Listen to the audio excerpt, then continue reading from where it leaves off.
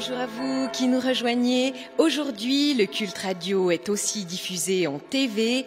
Vous pouvez nous suivre sur RTS2 ou en streaming sur le site célébrer.ch. Cette proposition a lieu 6 fois par année. Ce matin, nous sommes en direct du temple de Bière. Bière, ce village au pied du Jura, précisément dans le district de Morges, et l'église dans laquelle nous nous trouvons fait partie des plus anciennes du canton puisqu'elle a plus de 850 ans. L'édifice a d'ailleurs survécu à un incendie dans les années 1860 et il a connu 2 grandes rénovations par la suite. À l'intérieur, les baies sont ornées de vitraux réalisés par l'artiste roman François Ribas et sur la galerie, un important orgue de la manufacture Kuhn. Ce matin, c'est avec la pasteure Héloïse Decker que nous vivons la célébration. Elle a rejoint la paroisse du Pied du Jura en 2020. Auparavant, elle exerçait son ministère dans l'Église protestante unie de France. Depuis cette année, Héloïse Decker est également responsable de la jeunesse dans la région de Morges. Elle s'occupe de l'accompagnement spirituel et théologique des jeunes. Dans sa prédication, elle se penchera sur 2 guérisons, celle de Naaman et celle des 10 lépreux, des passages de la Bible qui, selon Héloïse Decker, remettent en question nos modèles de foi. Et pour accompagner notre prédicatrice, Christine Vurlot lira les textes bibliques. Quant à la partie musicale de ce culte, nous entendrons l'organiste Teresa Traxel, le trompettiste Dimitri Gomez et la cantatrice Yevgenia Provorova qui interprétera plusieurs pièces liturgiques en ukrainien. Tout de suite, place au culte avec justement un chant de louange en ukrainien du compositeur Mykola Lysenko.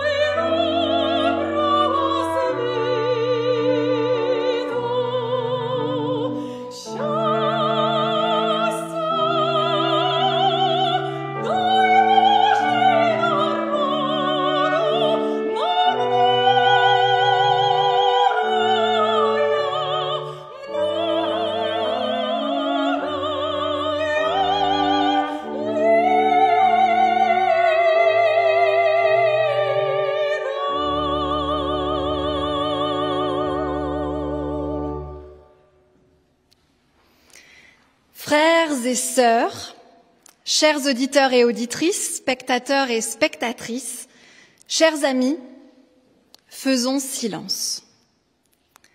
Écoutons la tendresse de Dieu, Dieu nous invite, Dieu nous accueille dans sa maison comme il a accueilli Naaman sur les bords du Jourdain, comme il a entendu le cri des 10 lépreux sur la route. L'église de Bière a ouvert ses portes, le livre est déployé, la table est préparée, le Seigneur, notre Dieu, nous rassemble pour dire à chacune et à chacun d'entre nous, dès ta naissance, je t'ai appelé par ton nom et je ne te laisserai pas. Alors venez toutes et tous avec vos faim et avec vos manques, avec vos attentes et vos craintes. Venez aussi avec vos élans de confiance. Ici, nul besoin d'être parfait pour être accueilli. Ici, c'est la parole qui nous met en route et c'est la grâce qui nous relève. Alors accueillons-nous les uns, les unes, les autres, comme Dieu nous accueille, sans condition et avec joie, car c'est dans cet accueil partagé que le Christ nous rejoint. Amen. Soyez les bienvenus ce matin à Bière, dans cette église protestante pour ce culte, pour ce deuxième dimanche du mois d'octobre. Dimanche passé, ici, c'était la fête des récoltes et je crois qu'il en reste quelques traces. Il reste quelques courges, une botte, des fleurs, mais je sens surtout qu'il reste ici un parfum de gratitude, une reconnaissance pour la vie partagée, pour le travail des paysannes et des paysans, pour la joie d'être ensemble dans le village de Bière et ensemble dans cette paroisse. Ce matin, nos textes bibliques nous parleront encore de reconnaissance et de foi. Nous allons lire 2 récits de guérison, celui de Naaman, ce général syrien plongé dans le Jourdain, et celui des 10 lépreux, dont un seul revient sur ses pas pour dire merci à Jésus. Alors, 2 histoires de pas de foi qui, je l'espère, viendront réveiller en nous le goût de marcher avec Dieu et de plonger dans son amour. Et ce dimanche, nous avons la joie d'être accompagnés par l'orgue, par la trompette et par une voix. Alors un grand merci à vous, nos musiciennes et musiciens, à Teresa Traxel, Dimitri Gomez, Yevgenia Provorova, pour votre présence et pour vos talents, parce que votre musique nous aide à prier, elle nous aide à célébrer et à nous réjouir ensemble. Merci. Je vous invite à prier. Père, tu es là au milieu de nous et tu fais de ce lieu un espace de rencontre et de paix. Ce temps de culte, tu nous l'offres pour accueillir une parole qui guérit et féconde notre existence. Ce temps de culte, tu nous le donnes pour partager avec d'autres notre prière, notre espérance et notre reconnaissance. Que ton esprit nous unisse, qu'il ouvre nos cœurs à ta présence et qu'il fasse de ce moment un pas de plus sur le chemin de la foi et de la vie. Amen. Dès à présent, nous voulons invoquer notre Dieu avec le chant, avec un cantique. Donc c'est debout que nous allons chanter le 2102, les strophes 1, 2 et 3. Levons-nous.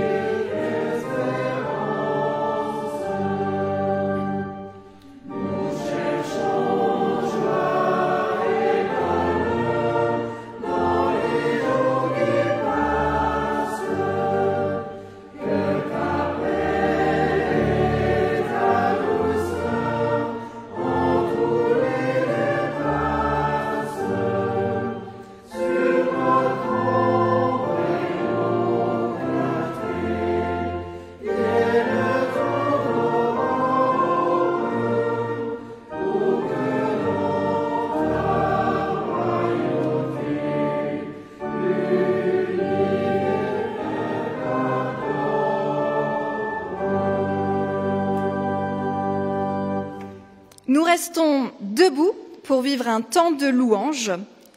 Christine Vurlot et moi-même, nous vous le proposons de manière antiphonée, c'est-à-dire une lecture alternée où nos voix se répondent. Alors, celles et ceux assis côté Jura liront avec moi le début du texte et les versets décalés sur la gauche, et les autres ici, côté Lac, liront les versets sur la droite. Alors ensemble, nous allons louer notre Dieu avec le psaume 103 qui se trouve dans nos recueils Alléluia au 64-37.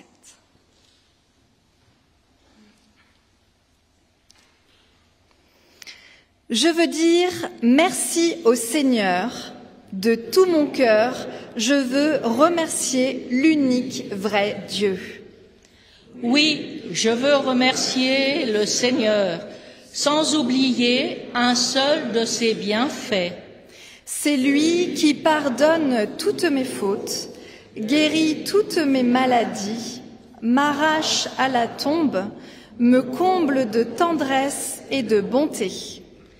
Il remplit ma vie de bonheur, il me donne une nouvelle jeunesse. Je suis comme l'aigle qui prend son vol. Le Seigneur est compatissant et bienveillant, patient et d'une immense bonté. Il ne fait pas constamment des reproches, il ne garde pas éternellement rancune. Il ne nous a pas punis comme nous l'aurions mérité, il ne nous a pas fait payer le prix de nos fautes. Sa bonté pour les fidèles monte aussi haut que le ciel au-dessus de la terre. Il met entre nous et nos mauvaises actions autant de distance qu'entre l'Est et l'Ouest. Le Seigneur aime ses fidèles comme un père aime ses enfants.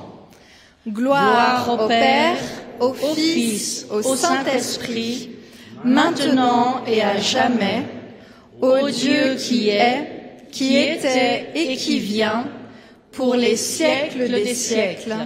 Amen. Et nous restons debout, nous louons encore le Seigneur avec le chant « Grand Dieu, nous te bénissons » au 41-26, les strophes 1, 4, 7 et 8. Recueil Psaume et Cantique 357.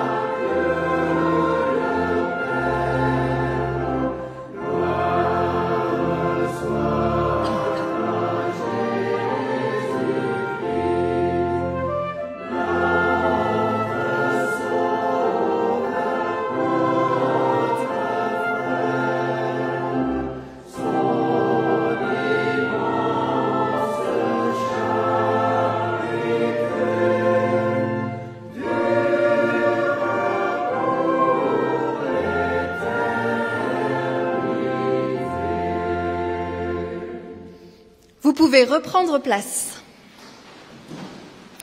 Nous sommes assurés de l'amour que Dieu nous porte et nous pouvons nous présenter à Dieu tel que nous sommes. Seigneur, étends tes mains sur nous, guéris ce qui est blessé, restaure ce qui est brisé, rassemble ce qui est dispersé et relève ce qui a perdu confiance. Dieu qui est un, fait que nous soyons un. Pardonne-nous nos lenteurs à croire ta parole, nos hésitations à faire le premier pas. Pardonne-nous nos peurs, notre méfiance et notre orgueil, tout ce qui creuse la distance entre nous. Apprends-nous à marcher ensemble, unis dans ta grâce. Dieu qui est un, fait que nous soyons un. Jésus parcourait les villes et les campagnes, proclamant la bonne nouvelle, écoutant les plaintes, rejoignant les souffrances et posant sur chacun et chacune un regard de vie. Tous ces cris, toutes ces prières de confiance et de détresse, nous voulons les faire nôtres, Seigneur. Nous voici devant toi, comme tous les malades de l'Écriture, comme tous les chercheurs et les chercheuses de lumières et de vie. Alors souviens-toi de nous, aie pitié de notre incrédulité, guéris-nous, rassemble-nous et rends-nous vivants. Dieu qui est un, fait que nous soyons un. Amen. Le pardon nous relève et il nous fait vivre. Je vous invite à vous lever pour entendre cette parole. Dieu va vers tous les humains dans leur misère. Dieu rassasie leur corps et leur âme de son pain. Pour les chrétiens, pour les païens, Dieu souffre la mort de la croix et son pardon est pour tous et toutes. Le Seigneur, par la puissance de son amour, nous a délivrés du péché, alors que sa paix sans mesure pénètre nos cœurs et que la joie rayonne chaque jour de notre vie. Amen. Et nous chantons notre reconnaissance au cantique 44 04, les strophes 1 et 3. Recueil Psaume et Cantique 206.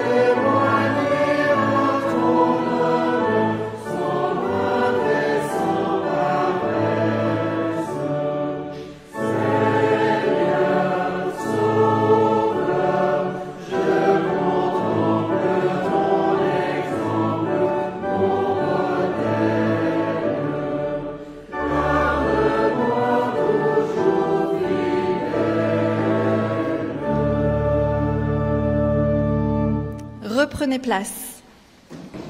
J'invite Christine Vurlot à nous conduire dans la prière et à partager les lectures bibliques de ce jour.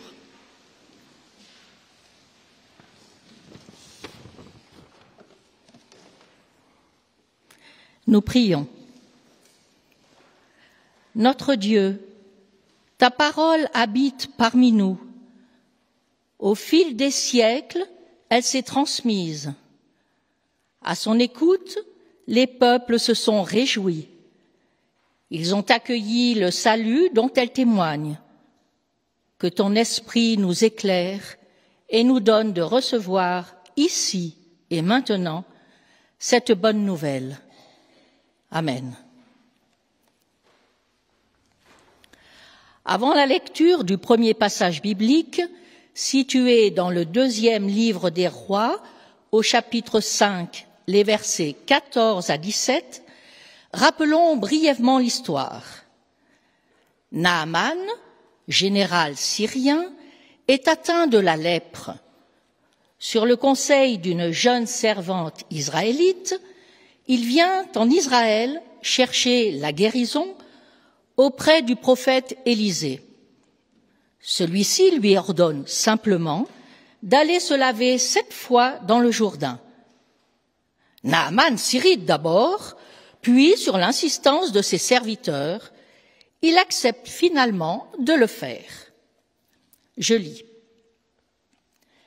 Naaman descendit au bord du Jourdain et il se trempa 7 fois, comme Élisée l'avait dit, et il fut purifié. Sa peau redevient semblable à celle d'un petit enfant. Aussitôt, il revint chez le prophète avec tous ceux qui l'accompagnaient. Il se présenta devant lui et lui dit « Que celui d'Israël veuille accepter le cadeau que je t'offre. » Mais Élisée répondit « Aussi vrai que le Seigneur dont je suis le serviteur est vivant, je t'assure, je n'accepterai rien. » Naaman insista, mais Élisée refusa.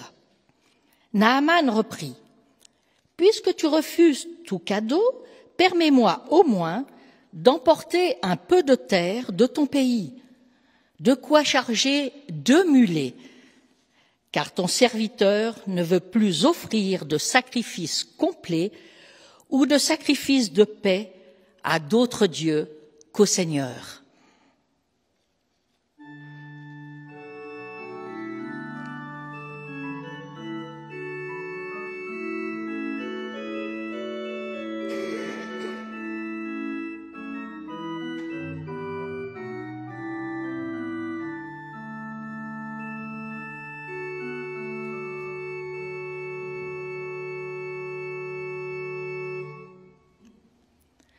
Je lis à présent dans l'Évangile selon Luc, au chapitre 17, les versets 11 à 19. Tandis que Jésus faisait route vers Jérusalem, il passa le long de la frontière qui sépare la Samarie et la Galilée. Il entrait dans un village quand 10 lépreux vinrent à sa rencontre. Ils se tinrent à distance et se mirent à crier « Jésus, Maître, prends pitié de nous !» Jésus les vit et leur dit « Allez vous faire examiner par les prêtres. » Pendant qu'ils y allaient, ils furent purifiés de leur lèpre.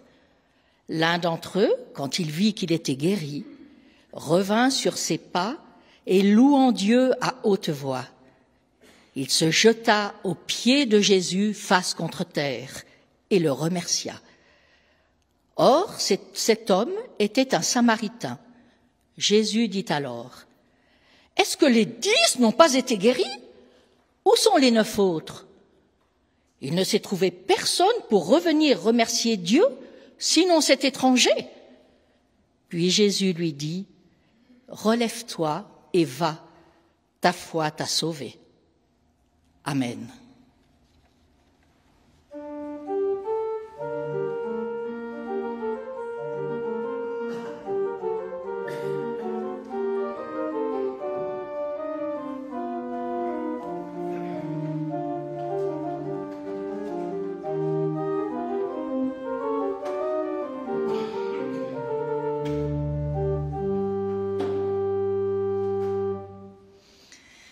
Il y a dans la Bible Des récits qui se répondent, des récits qui se font écho. Et les deux textes entendus aujourd'hui font partie de cela. L'un se passe bien des siècles avant Jésus. Il s'agit de Naaman, ce militaire de Syrie, un homme puissant, mais rongé par une maladie qui ne respecte ni les grades, ni les frontières. Et c'est à travers les instructions du prophète Élisée que Naaman sera guéri. L'autre récit, il est raconté dans l'Évangile selon Luc. Il se déroule sur la route en direction de Jérusalem. Et c'est la rencontre entre Jésus et 10 lépreux ces 10 lépreux qui crient leur détresse. Et l'histoire met en lumière l'un d'entre eux, un Samaritain, qui revient remercier Jésus. Entre ces deux histoires, il y a tant de points communs. Et le premier, le plus évident, c'est la maladie. C'est la lèpre. Cette maladie qui isole, cette maladie qui ronge la chair, mais elle ronge aussi les relations, parce qu'elle fait peur, parce qu'elle exclut. Et la lèpre, elle n'épargne personne. Ni le riche, ni le pauvre, ni le Syrien, ni l'Israélite, ni le Samaritain, ni le général des armées, ni même les anonymes du bord du chemin. Et en fait, c'est toujours le cas aujourd'hui, n'est-ce pas? Quand la maladie nous tombe dessus, c'est toujours sans prévenir. Elle ne choisit pas selon le statut social, la richesse ou la foi. Ces deux hommes sont des étrangers, sont des exclus, et ils racontent, au-delà du miracle, un véritable déplacement intérieur, un passage du désespoir à la foi, du rituel à la rencontre, de la maladie à la gratitude. Et l'évangile selon Luc nous avait déjà donné un indice.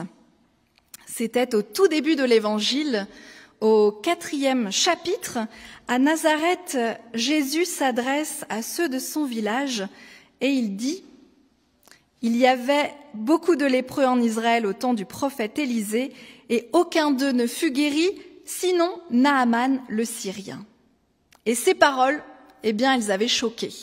Elles avaient même failli lui coûter la vie à Jésus. Pourquoi ?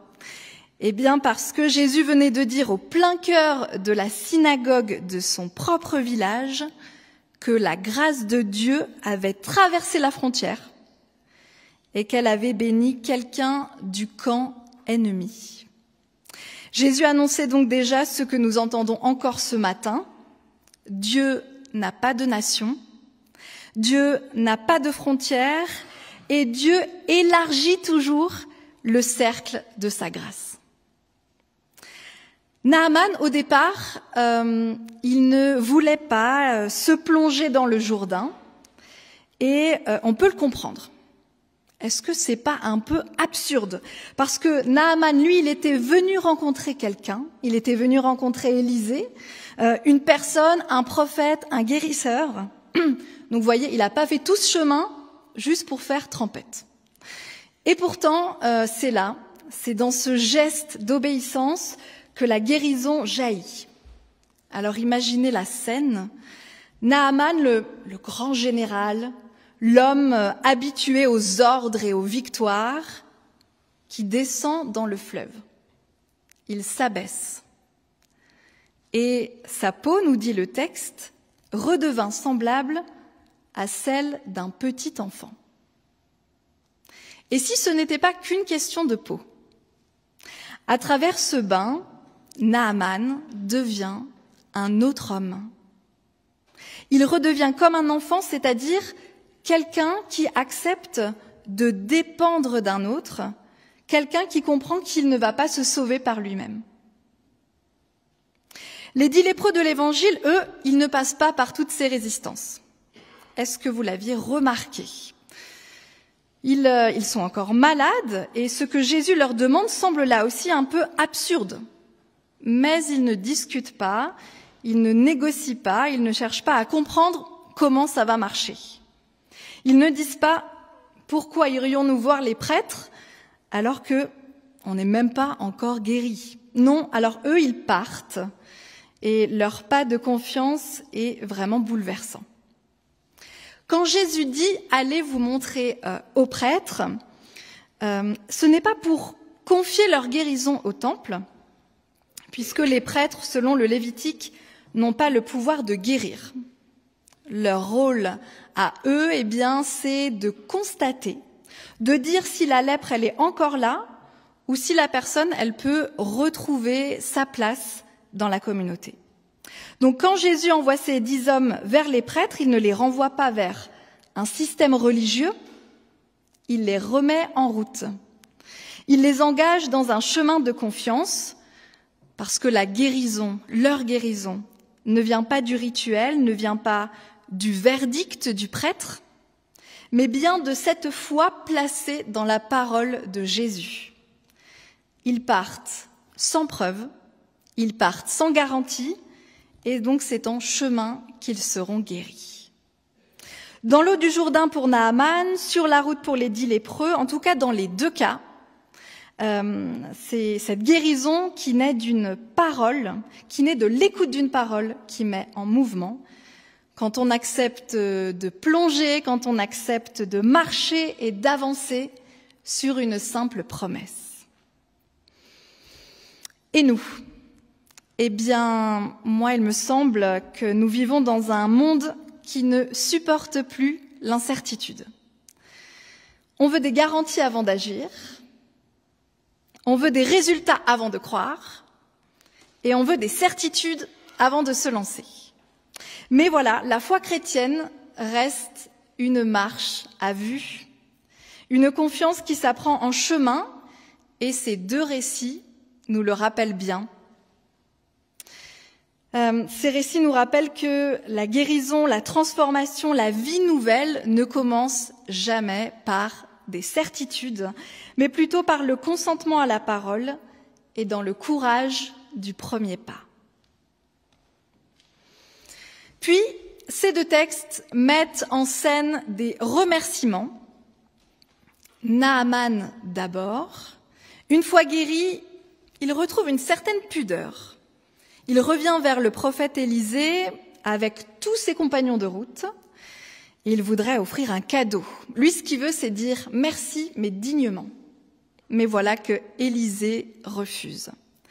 Naaman repartira alors avec un peu de terre pour garder mémoire de cette rencontre et surtout reconnaître la souveraineté de Yahvé. Naaman, c'est cet homme qui change de monde. Il est un étranger qui transforme sa foi. C'est un puissant qui apprend l'humilité. Et dans l'Évangile, le Samaritain guéri fait aussi, lui, le chemin du retour. Il ne va pas au temple de Jérusalem parce qu'en fait, eh bien, il ne le peut pas. Les Samaritains avaient leur propre lieu de culte qui se trouvait sur le mont Garizim. Alors, voilà, lui, il ne fait pas partie du culte juif. Il n'était donc pas admis au temple. Alors, il ne peut aller que là où la grâce l'a touché. Il revient vers Jésus, le vrai temple, celui dont la relation seule peut purifier. Et il se jette face contre terre devant celui qui lui a rendu la vie. Il n'a rien à offrir. Rien à offrir si ce n'est son corps guéri, autrefois meurtri.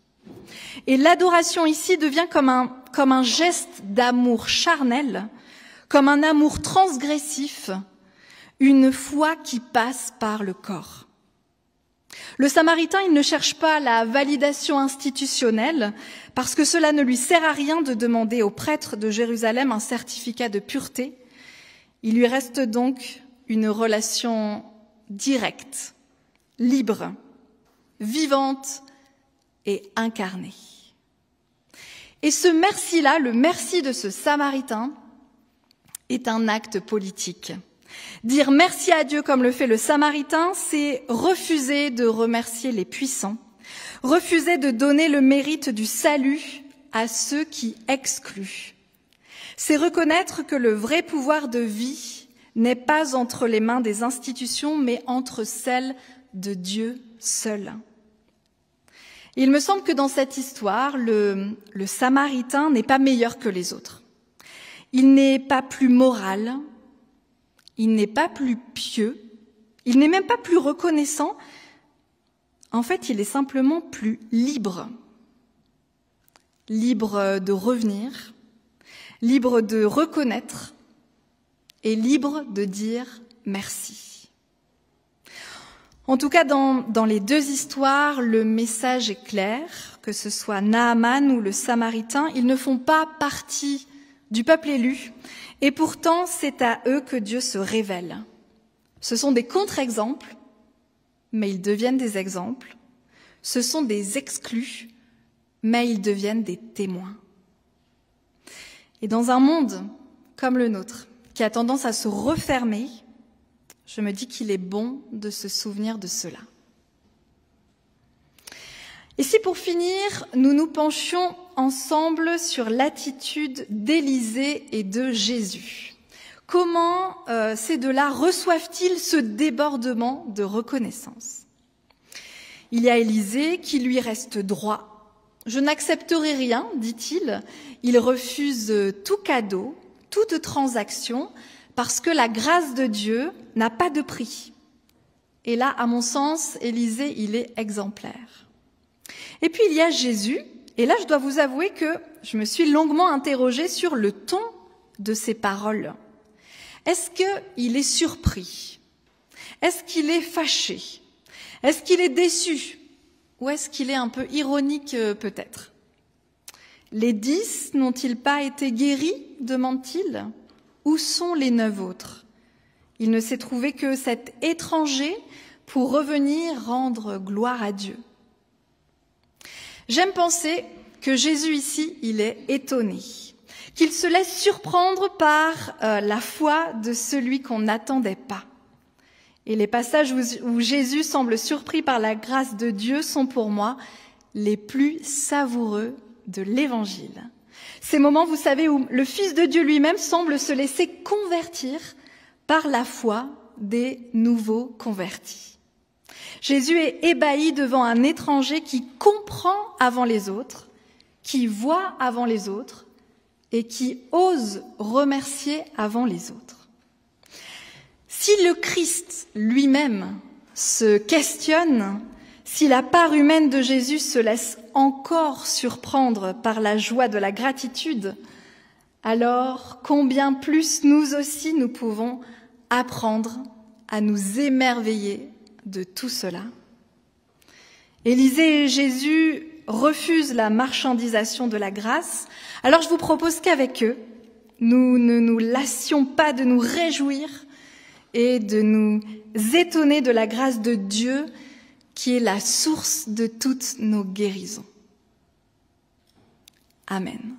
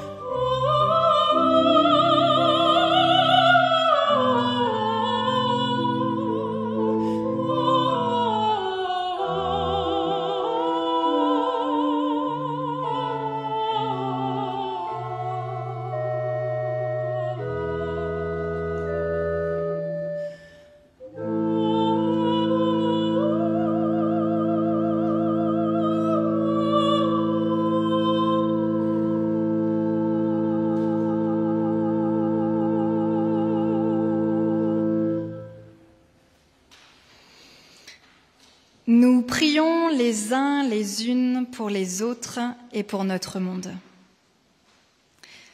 Seigneur, toi qui es notre Dieu et notre Père, en Jésus le Christ, tu es venu habiter notre terre, partager nos joies et nos blessures. Dans l'Évangile, nous lisons que tu as guéri les lépreux qui criaient leur exclusion. Nous te prions pour celles et ceux qui se sentent abandonnés, repoussés au bord du chemin, oubliés dans nos villes et nos campagnes. Nous te confions les sans-abri, les migrantes et les migrants, les malades isolés. Nous te confions les personnes âgées qui vivent seules. Nous te confions celles et ceux que la société regarde à distance. Tu es allé à la rencontre de Marthe et de Marie dans le deuil. Nous te prions pour celles et ceux qui ont perdu un être aimé, qui se battent contre le vertige du silence et de l'absence. Nous te confions les parents qui ont perdu un enfant. Nous te confions les veufs et les veuves qui ont perdu récemment un compagnon ou une compagne de vie. Nous te confions celles et ceux qui ont perdu quelqu'un dans un drame du quotidien, dans un accident. Tu t'es arrêté chez Zachée, cet homme méprisé, et tu as su voir le cœur derrière le rôle. Nous te prions pour celles et ceux qui subissent le jugement des autres, pour celles et ceux dont le travail est mal compris. Nous te confions toutes celles et tous ceux qu'on oublie si souvent de remercier. Tu as lavé les pieds de tes disciples avant ton dernier repas. Nous te prions pour celles et ceux qui se mettent au service des autres, qui se penchent pour soigner, pour accompagner. Nous te confions les soignantes et les soignants, infirmiers, infirmières, les médecins. Nous te confions les équipes du CMS, les proches aidants et tous les guérisseurs et guérisseuses du quotidien. Nous te prions pour celles et ceux qui œuvrent à la réconciliation, qui osent encore bâtir des ponts au milieu des ruines. Nous te confions les artisans de paix et les médiateurs, ceux et celles qui persévèrent dans le dialogue. Nous te prions pour les peuples blessés par la guerre, les conflits ou le totalitarisme. Nous te prions pour l'Ukraine, la Terre Sainte, le Moyen-Orient, le Soudan, l'Afghanistan et pour tant d'autres régions du monde où la violence semble l'emporter. Seigneur, autour de cette table, tu nous rassembles des 4 coins du monde. Tu connais la faim et la soif de tes enfants. Tu entends les cris de celles et de ceux qui espèrent. Alors fais descendre sur le monde ton souffle de paix. Tu as dit à tes disciples, « À l'amour que vous aurez les uns pour les autres, on reconnaîtra que vous êtes mes amis. » Nous te prions pour ton Église, Seigneur, pour tous ceux et celles qui te suivent, afin que l'amour soit la source et la mesure de toutes nos paroles et de toutes nos gestes. Seigneur, toi qui guéris, rassembles et relèves, rends-nous vivants de ta vie et unis dans ton amour. Amen.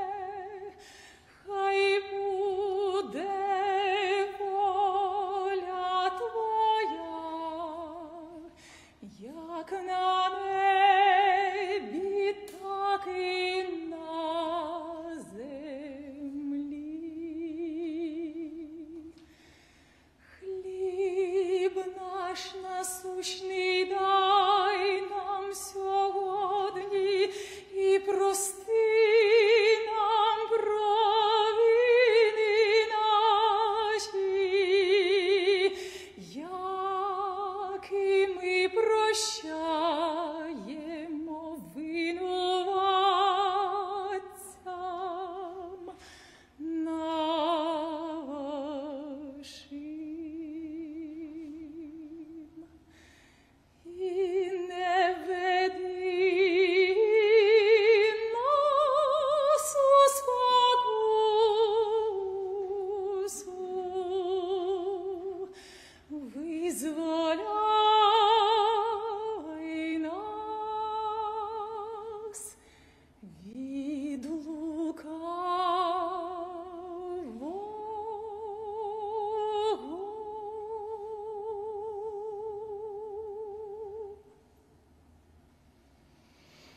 Nous entrons dans la liturgie de la Sainte Seine. Alors, chez vous aussi, vous pouvez préparer du pain, du vin, du jus de raisin, et ainsi nous pourrons communier ensemble.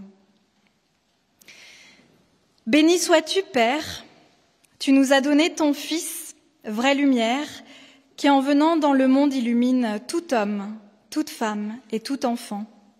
De sa plénitude tous, nous avons reçu grâce sur grâce, et par lui tu nous as donné le pouvoir de devenir tes enfants. Et voici que ce don, ce pouvoir, nous sont offerts à nouveau. C'est pourquoi aujourd'hui, ce matin, nous célébrons le mystère de ton amour, que nous te louons et que nous te glorifions. Seigneur, tout est entre tes mains. Nous avons préparé la table, viens toi-même la présider. Donne-nous dans ce repas ta libération, ta présence et ta paix.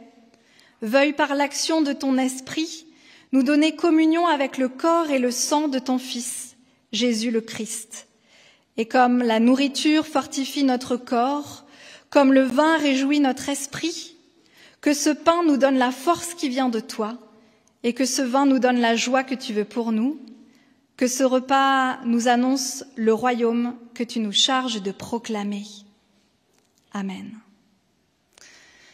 Le soir venu, Jésus se mit à table avec les 12 disciples, et pendant le repas, il prit du pain, et après avoir rendu grâce, il le rompit, le donna à ses disciples en disant « Prenez et mangez, ceci est mon corps ». Ayant aussi pris la coupe, et après avoir rendu grâce, il la donna à ses disciples en disant « Buvez-en tous, car ceci est mon sang, le sang de l'alliance répandu pour beaucoup, pour la rémission des péchés.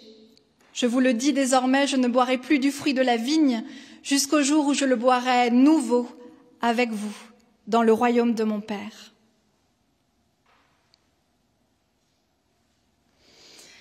Dieu notre Père, nous faisons mémoire de la manifestation de ton Fils au monde, de son baptême, de son ministère parmi nous, de la mort qu'il a soufferte et de la gloire dans laquelle tu l'as souverainement élevé. Unis à lui dans une commune espérance, ensemble d'une même voix, nous te disons « Notre Père qui es aux cieux, que ton nom soit sanctifié, que ton règne vienne, que ta volonté soit faite sur la terre comme au ciel. Donne-nous aujourd'hui notre pain de ce jour. Pardonne-nous nos offenses, comme nous pardonnons aussi à ceux qui nous ont offensés. Et ne nous laisse pas entrer en tentation, mais délivre-nous du mal, car c'est à toi qu'appartiennent le règne, la puissance et la gloire, pour les siècles des siècles. Amen. Chers auditeurs, chères auditrices, chers spectateurs et spectatrices, aujourd'hui nous avons entendu des histoires de marche et de confiance, de guérison et de gratitude.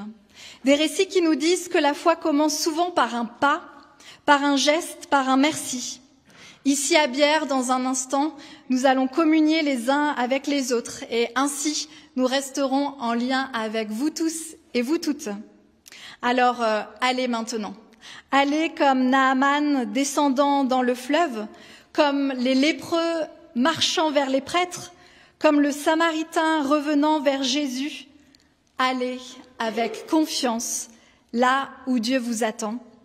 Que le Seigneur vous bénisse et que le Seigneur vous garde, qu'il guérisse ce qui est blessé en vous, qu'il relève ce qui est tombé et qu'il fasse de vous des témoins de sa paix.